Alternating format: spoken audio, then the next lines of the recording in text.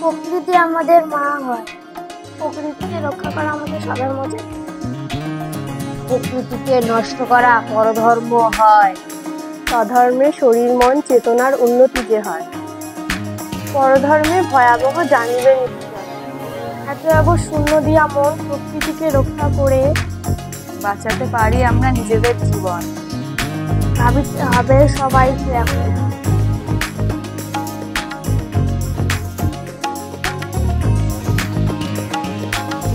আমাদের যে ভিতরে যেটা অসত্য আছে, যেটা খারাপ আছে, সেটাকে জ্বালিয়ে দেওয়া। অঞ্জলি মানে যেটা আমাদের ভিতরে খারাপটা আছে, অসত্যটা আছে, মিথ্যাটা আছে, সেটাকে জ্বালিয়ে দেওয়াই হলো অঞ্জলি। জ্বালিয়ে দেওয়া, এই জন্য যজ্ঞের বিধান। জ্বালিয়ে দেওয়ার পর কি হয়? জ্বালিয়ে দেওয়ার পর আমরা যেমন ফুলের পুজোর মধ্যে যে ফুলের ব্যবস্থা রয়েছে, নিজেকে আমরা তখন ফুল হিসাবে, ফুটা ফুল হিসাবে পাই। আমাদের ভিতর তখন খিলে উঠে। এই যে খিলে ওঠা, ফুটে যাওয়া, সেটাই পূজার উদ্দেশ্য। পূজা করে যেন আমরা ভিতর থেকে কি হয়ে যেতে পারি? ফুটে যেতে পারি, খিলে যেতে পারি ফুলের মতন। সেই জন্য ফুলকে পুজোর মধ্যে বিশেষভাবে ব্যবহার করা হয়। কারণ ফুল যেন সেই রকম প্রতীক স্বরূপ হয়ে আমাদের সামনে প্রস্তুত করা হচ্ছে যে ফুল খিলে যায়, সে যেন কলি থাকে এবং সেই কলি আস্তে আস্তে খিলে যায়। খিলে গেলেই সেটা ফুটে গেল। তবে এই যে অঞ্জলি, এই যে নিজের ভিতরের খারাপটাকে জ্বালিয়ে দেওয়া, এই যে খিলে যাওয়া, এটা কিভাবে হবে আমাদের মধ্যে সেটা বোঝা আবশ্যক। এই যে আমাদের মধ্যে খারাপগুলিকে, অসত্যগুলিকে জ্বালিয়ে দেওয়া, সেটা কিভাবে হবে? সেটা হবে যখন আমাদের মধ্যে প্রেম আসবে।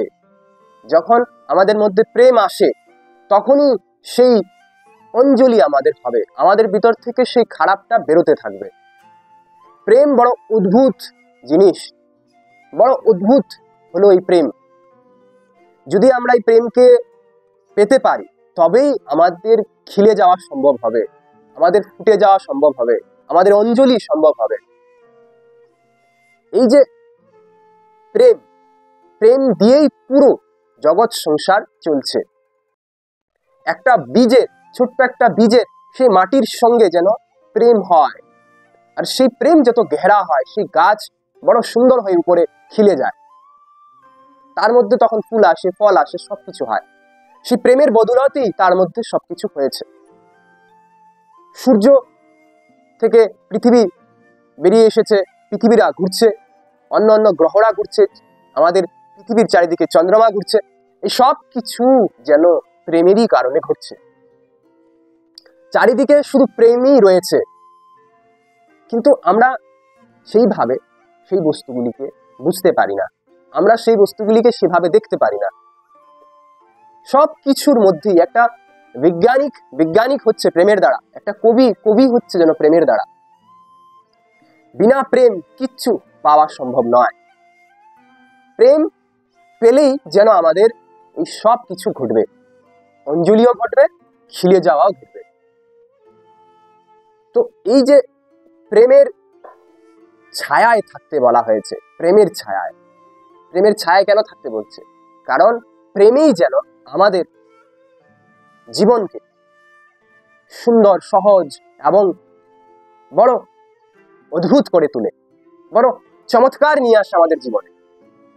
প্রেমেই যেন চমৎকার নিয়ে আসে আমাদের জীবনে।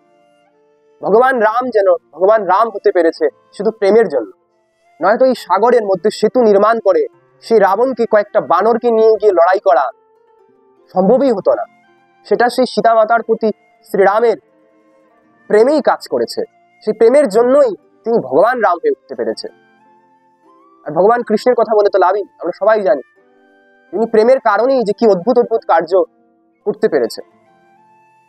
তো প্রেম আমাদের বড় আবশ্যক। প্রেম নিয়ে আসা আমাদের জীবনে, প্রেম আসা আমাদের জীবনে বড় আবশ্যক। কিন্তু আমরা যেভাবে এখন প্রেমকে প্রস্তুত করছি, যেরকম ভাবে প্রেমকে ভাবছি, সেরকম নয় প্রেম। প্রেমকে বোঝা বড় আবশ্যক। প্রেম ভোগের নাম নয়, ভোগের নাম প্রেম নয়। প্রেম হয়ে যাওয়ার নাম, প্রেম হয়ে যেতে হয়। একটা বীজকে যখন মাটিতে রাখা হয় তখন সেই বীজ আর থাকে না, সে মাটির সঙ্গে মিশে তার অস্তিত্বকে হারিয়ে ফেলে সেই বৃক্ষকে অনেক বড় করে তোলে। এই বৃক্ষ শুধু বীজ নয়, এই বৃক্ষ মাটিও। প্রেম বড় অন্যরকম বস্তু। যেরকম আমরা ভোগের বস্তু প্রেমকে বানিয়ে নিয়েছি, প্রেম এরকম নয়। সেই জন্য আমরা পূজাকেও এখন ভোগের বস্তু বানিয়ে নিয়েছি, বিভিন্ন রকমের উৎসবকে আমরা ভোগের বস্তু বানিয়ে নিয়েছি। উৎসব, পূজা এইসব প্রেমের বস্তু ছিল। যদি প্রেম নেই তো পূজা কি করে হবে? পূজা হওয়া সম্ভব নয়। প্রেম থাকলেই পূজা হওয়া সম্ভব। তো বুঝতে হবে যে প্রেম কিভাবে আমাদের মধ্যে আসবে। প্রেম হয়ে যেতে হয়, প্রেম ভোগ করার নাম নয়, প্রেম হয়ে যেতে হয়। যেমন একটা জলের মধ্যে লবণ মিশালে সেই জলটা কি হয়? সেই জলটা পুরো জল আগের মতন থাকে না, লবণ জল হয়ে যায়। লবণটাও আগের মতন থাকে না, সেটা দুটা মিলে এক হয়ে যায়। এই যে এক হয়ে যাওয়া, এই যে আলাদা ভাব না থাকা, এটাই প্রেম হয়ে যাওয়া। প্রেম হয়ে গেলে সে যে নিজেরই কল্যাণ করে এমন নয়, সে তার আশেপাশে পুরো জগতের কল্যাণ করতে পারে। প্রেম বিভিন্ন বস্তুর নির্মাণ করে, বিভিন্ন বস্তুর রচনা করে, মানুষকে এত কিছু দেয়, এত কিছু দিয়েছে, আমাদের চোখের সামনে রয়েছে। যা কিছু আমরা আজ পর্যন্ত ভালো কিছু পেয়েছি, সঠিক, সুন্দর, অদ্ভুত কিছু পেয়েছি, তার সব এই প্রেমের জন্যই সম্ভব হয়েছে। আর যা আমরা খারাপ কিছু পাচ্ছি, সব কিছু অপ্রেমের কারণে। তো এই যে অঞ্জলি, এই যে নিজের ভিতরের খারাপগুলিকে জ্বালিয়ে দেওয়া, এই যে নিজেকে ফুলের মতন ফুটিয়ে দেওয়া, সেটা তখনই সম্ভব যখন আমাদের মধ্যে প্রেম আসবে। বিনা প্রেমে আমরা কিন্তু ফুটবো না, আমরা কলি হয়েই থাকবো। এই জন্য বলা হয়েছে যে এই যুগে আমরা কলি যুগে আছি। কলি মানে যেই যুগের মানুষের মধ্যে প্রেম হারিয়ে যাচ্ছে, এই জন্য বলা হচ্ছে যে আমরা কলি যুগে আছি। কারণ আমাদের মধ্যে যে প্রেম, যে ফুটে যাওয়া, যে খিলে যাওয়া, সেটা আমাদের মধ্যে আর এখন থাকছে না। আমরা আর ফুটতে পারছি না, আমরা আর খিলে উঠতে পারছি না, আমরা যেন কলি থেকে যাচ্ছি। সেই জন্য আমরা যেন কলিযুগেই আছি। যতদিন পর্যন্ত আমাদের মধ্যে প্রেম আসবে না, আমরা কলিযুগেই আছি, সেটা বুঝতে হবে। আমাদের মধ্যে যতদিন পর্যন্ত এই অঞ্জলি হবে না, আমরা কলিযুগেই আছি। অঞ্জলি না হলে পূজাও হয় না, খিলে না গেলে পূজা হয় না, ফুটে না গেলে পূজা হয় না, ফুটতে হয়। তাই ভগবানের কাছে আমরা কি প্রদান করি? ফুল প্রদান করি, যেন আমিও সেইভাবে ফুটে যেতে পারি, ফুলের মতন খিলে যেতে পারি। আমার অন্তঃকরণ যেন খিলে যায়, ফুটে যায়, যেন আমি আমার অস্তিত্বকে হারিয়ে ফেলে এই পুরো সম্পূর্ণ অস্তিত্বের সঙ্গে এক হয়ে যেতে পারি। আমি যেন আমাকে ভুলে যেতে পারি। এই যে নিজেই নিজেকে ভুলে যাওয়া, এটাই প্রেমের নাম। নিজেই নিজেকে ভুলিয়ে দেয় এই প্রেম।